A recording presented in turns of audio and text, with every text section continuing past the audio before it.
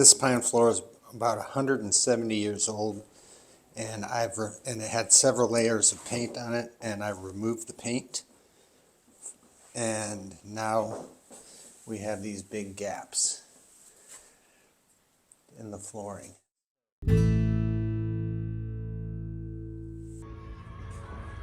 So the wood filler for 64 ounces. I'm probably going to need about 3 times that much, so that would be like $100. I knew there had to be a cheaper alternative, something I could make an unlimited supply of myself. Get a gallon tight bond, $24. The key is to have a very fine consistent sawdust. So what I did is I put a 80 grit flap disc on this grinder, and then I set up a bag to catch the sawdust. You might already have sawdust collected, but the key is to have the same consistency of sawdust, the same grit, not with little flecks and little pieces in it, but to have some nice fine sawdust to work with.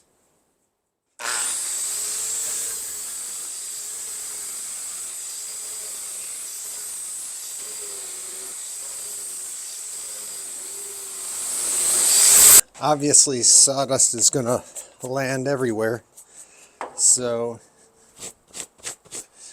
you can just gather all that up too. It's quite a bit that just lands on the table.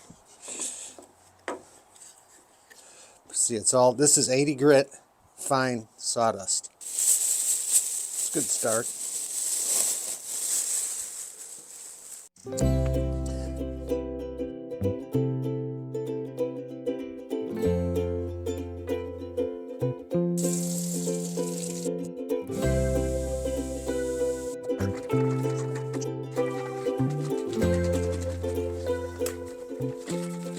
So this is aliphatic resin glue, namely Type-On glue, mixed half and half with some warm water, and then just shaken up in the bottle.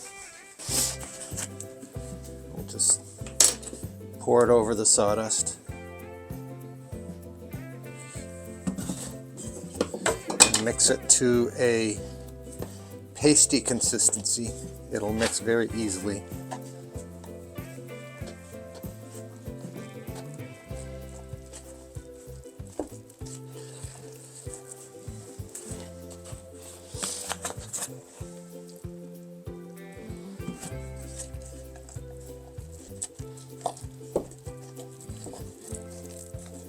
And that sawdust is going to absorb a lot of this, so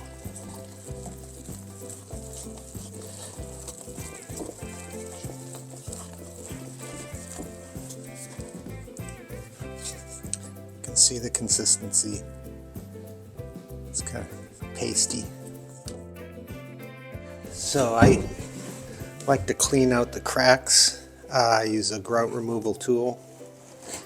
This easily cleans out the cracks, and you can see how much debris you find in there.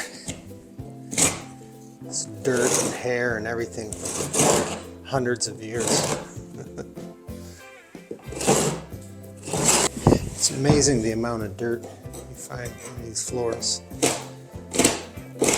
Decades of debris.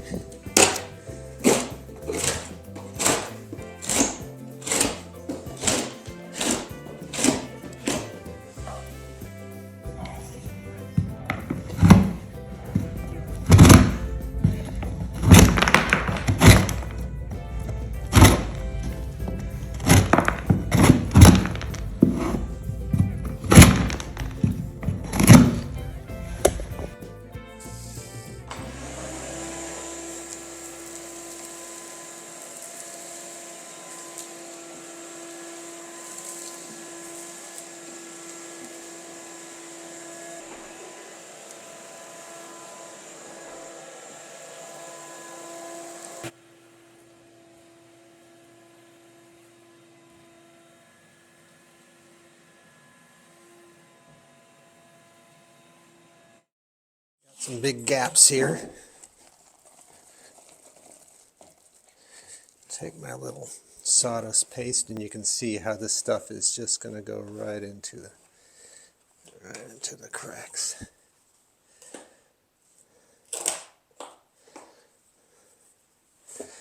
Get your little cracks. I'm using just a regular putty knife.